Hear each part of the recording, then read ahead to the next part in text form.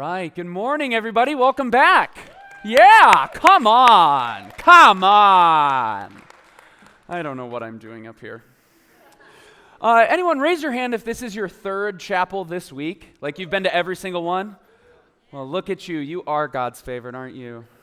So proud. I'm kidding. If you have been here before this week, welcome back. And if it's perhaps your first chapel this week, welcome. I'm really glad that you're here. Thank you for carving some time out of your, I can't imagine how busy of a school day that you have. So the fact that you would take some time to be with us, it really honestly means a lot. I'm very grateful that you're here.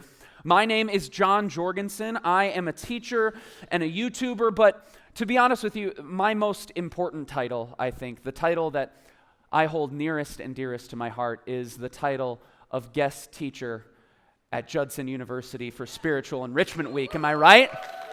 Come on. It's this, and then it's president. I don't know from here where we go. This Spiritual Enrichment Week, by the way, is already halfway done. Can you believe it?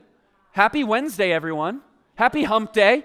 Very happy, very happy. We made it to the middle of our journey forward, and that is our theme for this week. This week, we've talked about different ways that each and every one of us can become sort of stuck on this journey through life that God has us on.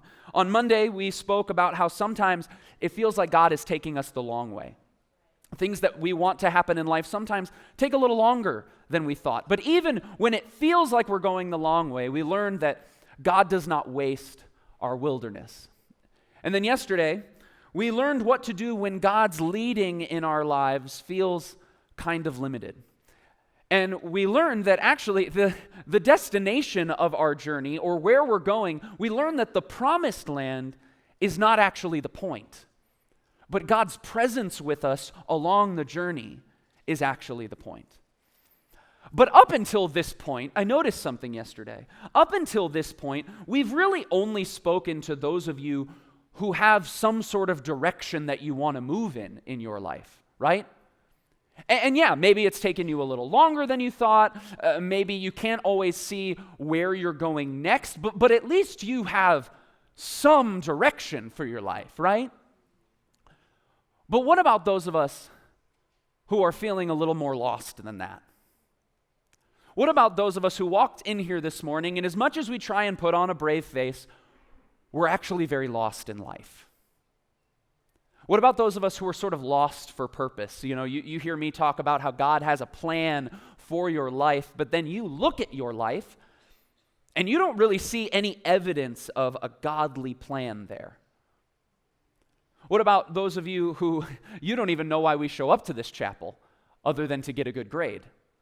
Like, you don't even know why we show up here, why we sing these songs, why would we study this book? You kind of feel lost in your relationship with God, if you could even call it that.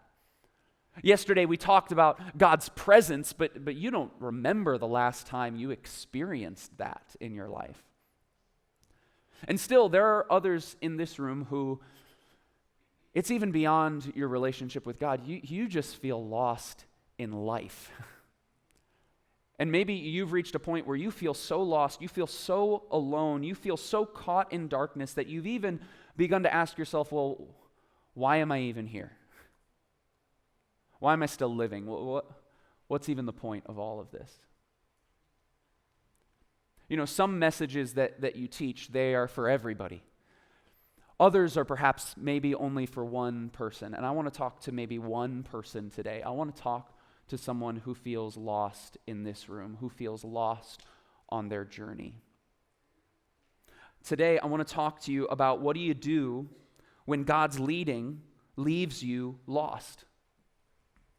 What do you do when God's leading or His voice or His presence in your life isn't just limited, it feels like it's totally gone?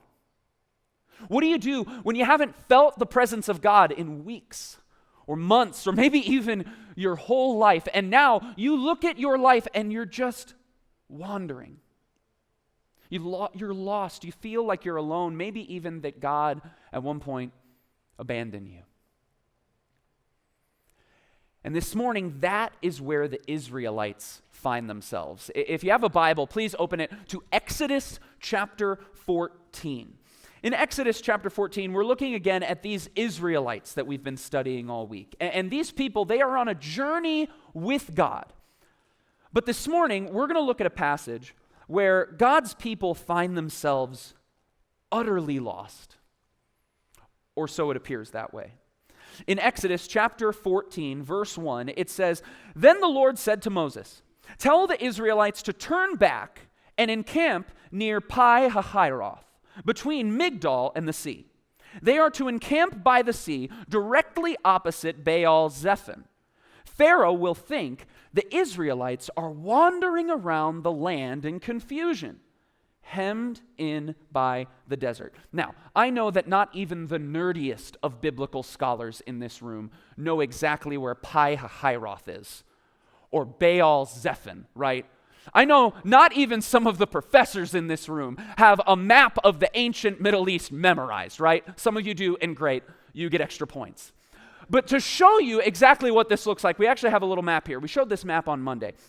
What we see here is the Israelites, they're starting on their journey, and they move out of Egypt, and generally, they're moving in the right direction. They leave Egypt, and they start to head west. And they run into a town called Etham, which to me always sounded like the name of a child whose parents really liked the name Ethan, but wanted to be trendy and original. So they called him Etham. And so they reach trendy Etham, and then for seemingly no reason, God has them turn around, go back southeast, and then swing back west. And when they had reached Etham, you can see they were almost past the water. They had almost gone around the Red Sea. But then God turned them around and basically trapped them next to the water that they had almost passed. Have you ever felt like life was just pulling you back and forth? Have you ever felt like every time you take one step forward, you take two steps back? Like every time you do better in one class, now you're failing two more, right? Maybe it was just me in college. Or every time things start to get better between you and your parents, one of you has a bad day, and then there's another big blow-up fight, and you're just back to square one. And maybe your life, this back and forth, you can start to feel and look like the Israelites, like you're just trapped. You're trapped by something that you thought you had passed. You're trapped by something that you thought you were beyond, and now you're just wandering in confusion.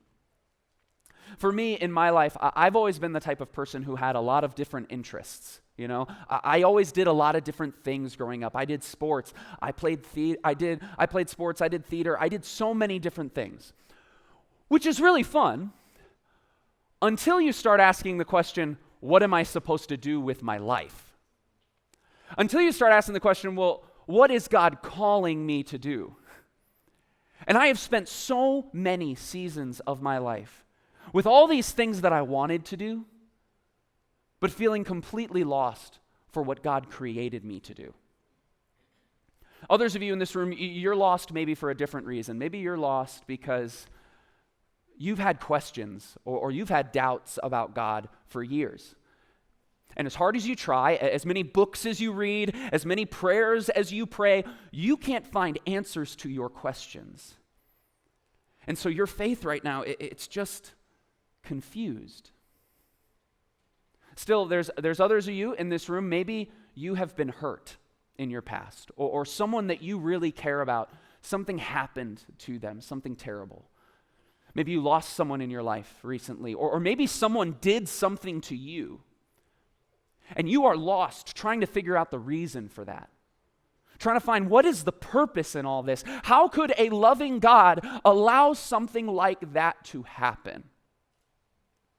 I won't lie to you, I have had seasons in my life where I feel so lost in my circumstances. I have felt so utterly lost in my faith that not only do I feel like I've lost God, but it actually has started to feel like God has lost me somewhere along the way. And I'm not going to pretend. I know that there are some of you in this room, as much as you want to pretend, but you look at your life and you don't just feel lost. But if you're honest, you're actually afraid that somewhere along the line, God lost you. Somewhere along the line, you're afraid that because of your circumstances or because of a choice that you made or something that you said, somewhere along the line, God decided to stop leading you. Or God decided to stop loving you. God stopped caring about you somewhere along the way. And now you feel like the Israelites. Like maybe God just left you to wander and do this journey on your own. Except I want you to know something about this Bible story. The Israelites were not on their own. The Israelites were never actually lost. I want to show you something. I want to go back to where I was reading before in Exodus chapter 14, but this time I want to read on. Sometimes the problem in our lives is that we just stop one verse short.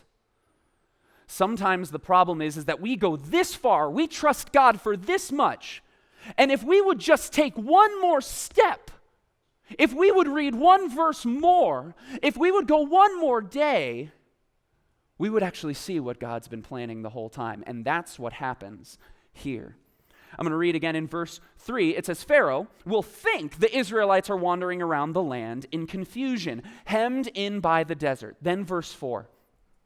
And I will harden Pharaoh's heart, and he will pursue them. But I will gain glory for myself through Pharaoh and all his army, and the Egyptians will know that I am the Lord. At this point, God is referring to what he's going to do at the Red Sea, the miracle that he's going to perform. And then the text says, so the Israelites did this.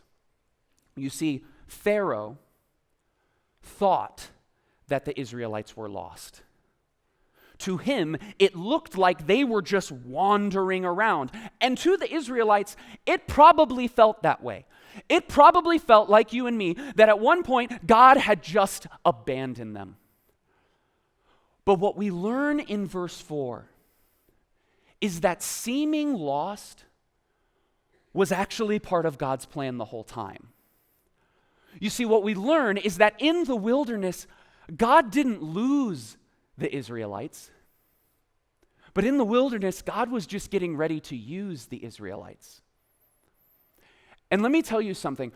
Our God has an incredible track record for taking people who think that they are lost and using them to do incredible things. Earlier on in the Bible, we read about a guy named Joseph. Joseph was sold by his brothers and ended up in prison. But for those of you who know the story, you know that God didn't lose Joseph in that prison. He was just getting ready to use Joseph in Egypt. There's a prophet by the name of Jonah. Jonah, he received a calling from God, and then he ran away from that calling and ended up in the belly of a fish. But God didn't lose Jonah in the belly of that fish, did he? No. He just sent him there to cook for a while to get him ready to be used by God out of the belly. And even Jesus, 2,000 years ago, when Jesus was hung on a cross and buried in a tomb, I want you to know that Jesus did not lose to death. Jesus was just getting ready to use death. When he robbed it of its power 3 days later when he rose from the grave. You see, what I want you to know, if you're in here this morning and you are feeling lost, if you're feeling confused, if you're perhaps even feeling like you've been abandoned by God, I hope you're beginning to see, and I want you to consider for a second, what if God didn't lose you? But what if God is just getting ready to use you? I really want us to consider this for a second. What if God has allowed you to seem or to feel lost for a season, all so that his plan and his perfect will can be found in you? What if God knows what he's doing?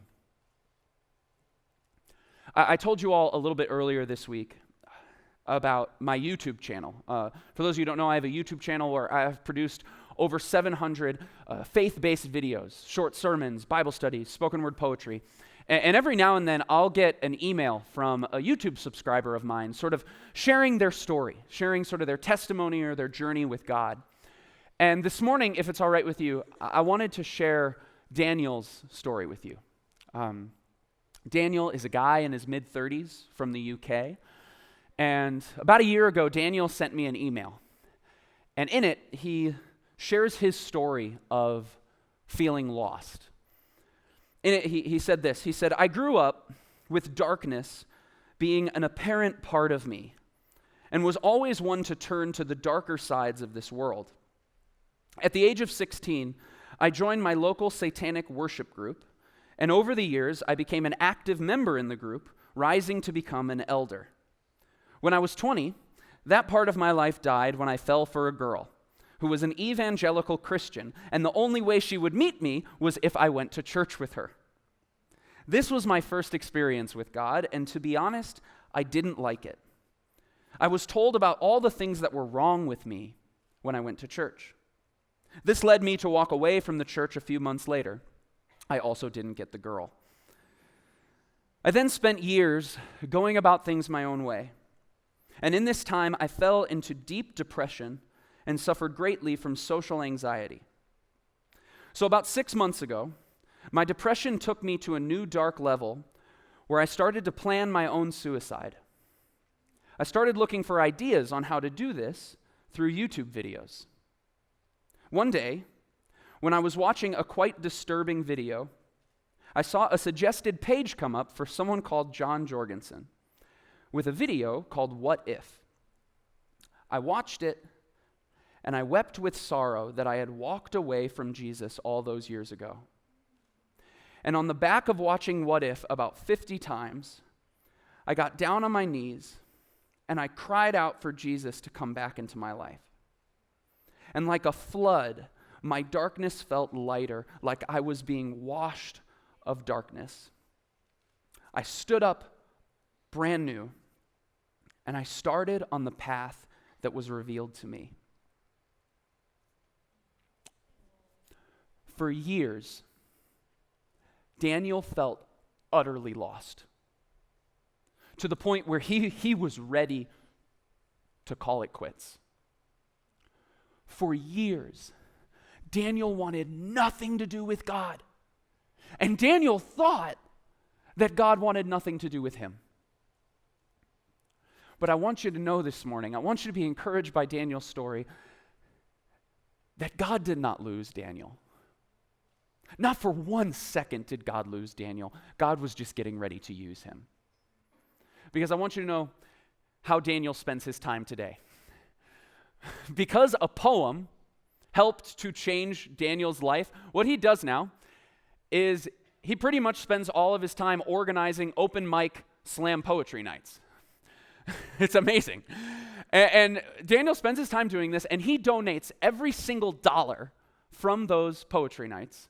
He donates them to different ministries and to different suicide prevention organizations. And in just a few months, Daniel has raised over $10,000.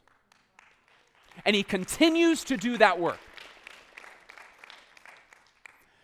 And so in light of what God has done with the Israelites, and in light of what God has done with Daniel, in light of what God has done literally for all of time, I just want to ask you one very simple question. To the person in here who's trying to put on a brave face, but you know in your heart that you are totally lost right now. So the person in here who feels like they're at the end of their rope, to the one person in here who feels like they've been abandoned by God, my question is this. What if God still loves you? What if God still cares about you? What if God didn't lose you? But what if God is actually just getting ready to use you to do something incredible? If you would just stay the course. And to help us to continue to reflect on this question, I actually want to share that poem that Daniel talked about in his story. This is a poem I wrote called What If?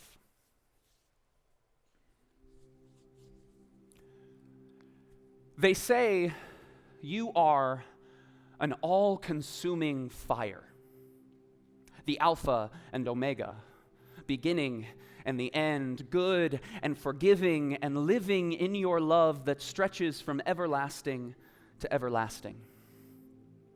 They say you give strength to the weary, increase the power of the weak, and bring the dead to life, you father to the fatherless. Home for the homeless, you King of kings and Lord of lords, who created the cosmos without losing count of the hairs on my head. They say you are God. And when I think about you, God, I ask, what if all the things they say are true, God? What if the songs we sing are more than a melody? What if Bible verses are more than a cute Twitter bio? What if when we pray, we're not just talking to ourselves? What if it's all more real than our current definition of reality can contain? What if it's all true? What if you're gracious? What if you're good? What if you're not meant to be understood? What if you give peace? What if you have mercy? What if you're a well drawing life for the thirsty, humble, and fair? What if you care? What if you're here and we're unaware? What if you're holy? What if you know me? What if it's true Jesus Christ was your only son? What if he's the one given for all to break down the wall? What if your call is for me to be free and to see a new reality? What if you're the key? What if you're the way? Ancient of days, El Shaddai, Adonai. What if you are, I am? What if you are? What if you could change me? Let your love rearrange me from the sin that estranged me to a Savior who claimed me. And even though I can't see you, what if I need you? And I know you will just be you while I sit here and ask, what if?